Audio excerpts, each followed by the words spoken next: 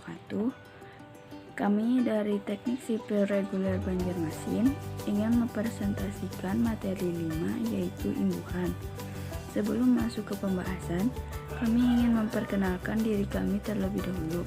Perkenalkan, nama saya Ayusdianingsih, yang kedua Jamiah, yang ketiga Sehana. Oke, saya akan jelaskan apa saja materi yang akan kami tampilkan, yaitu 1. Pengertian imbuhan, kedua ciri-ciri imbuhan, ketiga jenis imbuhan, keempat fungsi imbuhan, kelima contoh kalimat imbuhan. 1. Pengertian imbuhan.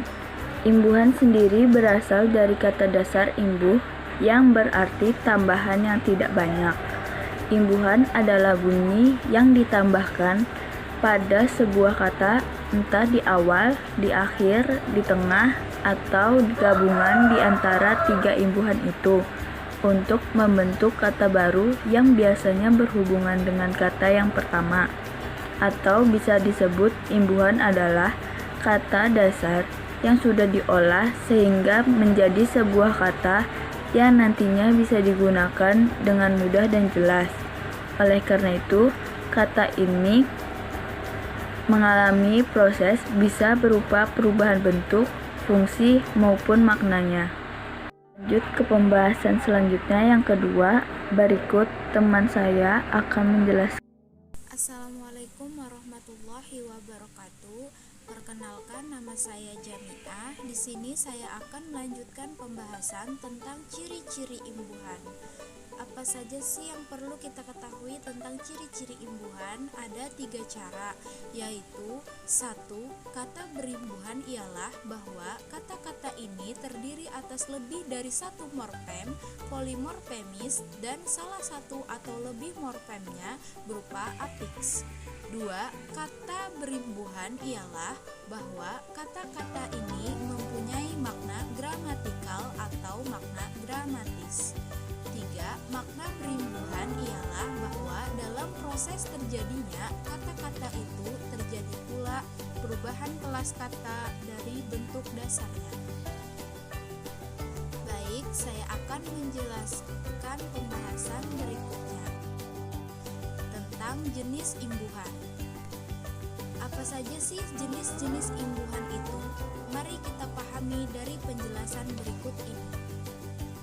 Imbuhan terbagi menjadi 4, yaitu 1. Awalan prefiks berada di awal kata dasar. Contoh, men, ber, di, ter, pen, per, se, dan ke. 2. Sisipan atau infiks berada di tengah-tengah kata dasar. Contoh, l, m, er, e, dan in.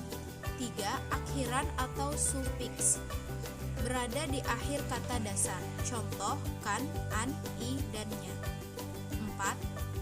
Konfiks atau simulfiks berada di awal dan di akhir kata dasar, berupa awalan dan akhiran yang memakainya sekaligus. Contoh, kean, peran, pean, beran, dan senya. Dan saya Sehana. Terima kasih. Selanjutnya saya akan membahas tentang fungsi dari imbuhan. Apa saja fungsi dari imbuhan? Pastinya banyak yang bertanya. Secara umum, fungsi imbuhan terdiri dari 5 bagian, yaitu 1. Sebagai pembentuk kata benda atau nomina, contohnya penyair, penyamar, pelukis, perdata, perkata, pesulap, dan lain-lain. 2. Sebagai pembentuk kata kerja atau verba, contohnya menari, berlari, dipaksa, tergambar, serahkan, dan lain-lain. 3.